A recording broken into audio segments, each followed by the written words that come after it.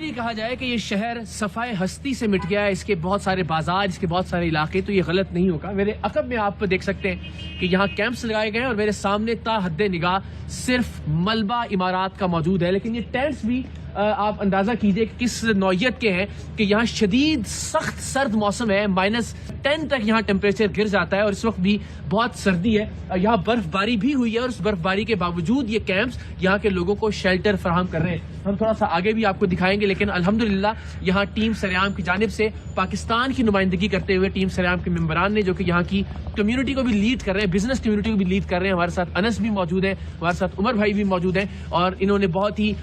دل کے ساتھ، بڑی محبت کے ساتھ سامان کو پیک کیا اور الحمدللہ ہم نے یہاں پہ تقسیم کیا سامان۔ مجھے ذرا تفصیل بتائیے گا انس بھائی مختصراً کہ کیا چیزیں ہم نے دی ہیں یہاں پہ لوگوں کو اور ہمیں کیا لگا کہ مزید کس چیز کی ضرورت ہے یہاں پہ؟ ہم نے ابھی ان کو ہیٹر وغیرہ، جو کیونکہ سردی ہے، کچھ بلیکٹس اور کچھ ہم نے دالیں اور اس طرح کی چیزیں، چاول جو لانگ ٹرم چلیں، اور زیادہ تر ہم نے یہ دی ہیں جو بلدیہ کو ہینڈ اوور کی ہیں، جو کہ 2-4 مہینے چلیں گی، کھانا پکا کے۔ اور یہ جو شہر کے حالات ہم دیکھ رہے ہیں، یہ آپ نے استنبول میں تصور کیا تھا کہ یہ اس طرح کے ہولناک مناظر ہوں گے؟ جو بالکل بھی نہیں، لیکن یہ ابھی بھی جو یہاں کی لوکل کمیونٹی کے وہ بندے ہیں، انہوں نے بھی یہی بتایا کہ یہ بہت پرانی جو مسجد ہے اور شہید ہوئی ہے، تو یہ بلڈنگ سوال ہی پیدا نہیں ہوتا کہ اس سے پہلے یہ زلزلے میں بہت زیادہ زلزلے پہلے بھی آئے ہیں، لیکن یہ اتنا اسٹرانگ زلزلہ ہے کہ اس سے ساری کی ساری شہر صفا ہے۔ یہ بالکل ہم ذرا دکھا دیتے ہیں، یہ صدیوں پرانی مسجد ہے جو شہید ہوئی ہے زلزلے میں، اور اس کے پیچھے آپ ملبے کے ڈھیر دیکھ رہے ہیں، بازار مکمل طور پر تہس نہس ہو گیا ہے، اور اس مسجد کی شہادت سے آپ اندازہ کر سکتے ہیں کہ وہ زلزلے جو یہاں کئی سالوں سے، کئی 100 سالوں سے آتے رہے،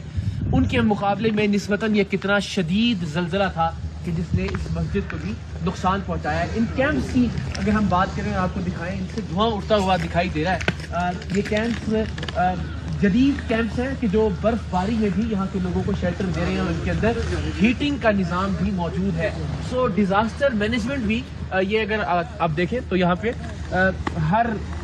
کیمپ میں سے دھواں اٹھتا ہوا دکھائی دے رہا ہے، اور یہاں پہ اسی طرح سے ہر جانب ہمیں کیمپس ہی دکھائی دیتے ہیں۔ جو عمارات جو دکھائی دے رہی ہیں ہمیں کہ اس وقت کھڑی ہیں، لیکن وہ اگر آپ قریب سے دیکھیں تو مکمل طور پر دراڑیں پڑ چکی ہیں، اور ایسا لگتا ہے کہ یہ عمارتیں کسی بھی وقت آپ پر گر جائیں گی۔ یہاں جو اتھارٹیز ہیں ان کی جانب سے بھی ہمیں کہا گیا کہ آپ عمارات سے دور ہو کر چلیں، اور گاڑیاں بھی کوشش کریں کہ عمارتوں سے دور ہو کر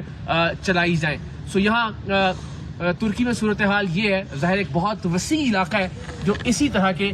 ڈیزاسٹر کا اس کو سامنا ہے، اور بہت وسیع امداد کی ضرورت ہے۔ سب سے بڑھ کر یہ ہے کہ آپ تمام احباب جو اپنے گھروں میں بیٹھے ہیں، آپ کم سے کم یہ ضرور کیجئے کہ اپنے ترک بہن بھائیوں کے لیے، اپنے شامی بہن بھائیوں کے لیے دعا ضرور کیجئے کہ اس سخت سرد موسم میں اللہ تعالیٰ ان کی زندگیوں میں آسانی پیدا کرے۔ یہ کہا جائے کہ یہ شہر صفائے ہستی سے مٹ گیا ہے، اس کے بہت سارے بازار، اس کے بہت سارے علاقے، تو یہ غلط نہیں ہوگا۔ میرے عقب میں آپ دیکھ سکتے ہیں کہ یہاں کیمپس لگائے گئے ہیں اور میرے سامنے تا حد نگاہ صرف ملبہ عمارات کا موجود ہے، لیکن یہ ٹینٹس بھی آپ اندازہ کیجئے کہ کس نوعیت کے ہیں کہ یہاں شدید سخت سرد موسم ہے، -10 تک یہاں ٹیمپریچر گر جاتا ہے اور اس وقت بھی بہت سردی ہے۔ یہاں برف باری بھی ہوئی ہے اور اس برف باری کے باوجود یہ کیمپس یہاں کے لوگوں کو شیلٹر فراہم کر رہے ہیں۔ ہم تھوڑا سا آگے بھی آپ کو دکھائیں گے، لیکن الحمدللہ یہاں ٹیم سریام کی جانب سے پاکستان کی نمائندگی کرتے ہوئے ٹیم سریام کے ممبران نے جو کہ یہاں کی کمیونٹی کو بھی لیڈ کر رہے ہیں، بزنس کمیونٹی کو بھی لیڈ کر رہے ہیں، ہمارے ساتھ انس بھی موجود ہیں، ہمارے ساتھ عمر بھائی بھی موجود ہیں، اور انہوں نے بہت ہی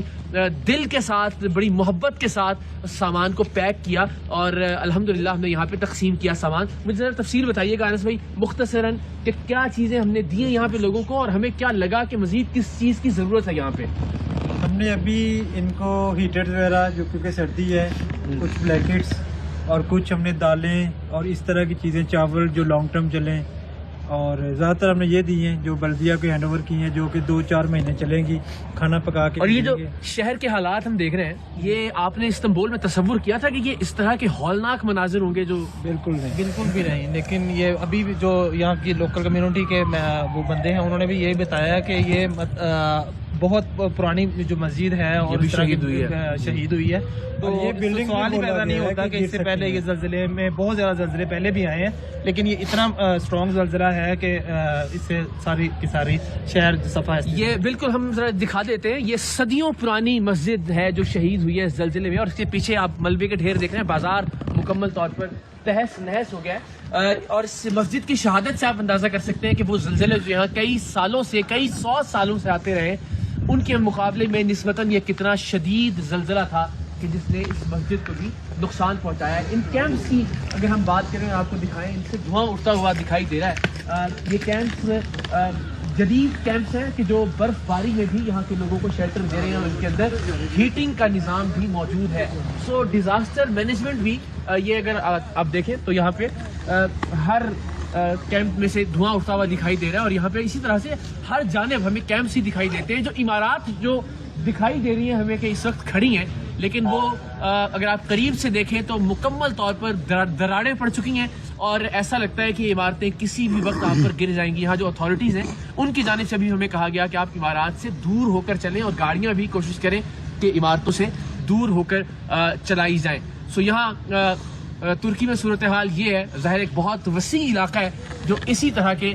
ڈیزاسٹر کا اس کو سامنا ہے اور بہت وسیع امداد کی ضرورت ہے. سب سے بڑھ کر یہ ہے کہ آپ تمام احباب جو اپنے گھروں میں بیٹھے ہیں آپ کم سے کم یہ ضرور کیجئے کہ اپنے ترک بہن بھائیوں کے لیے اپنے شامی بہن بھائیوں کے لیے دعا ضرور کیجئے کہ اس سخت سرد موسم میں اللہ تعالیٰ ان کی زندگیوں میں آسانی پیدا کرے.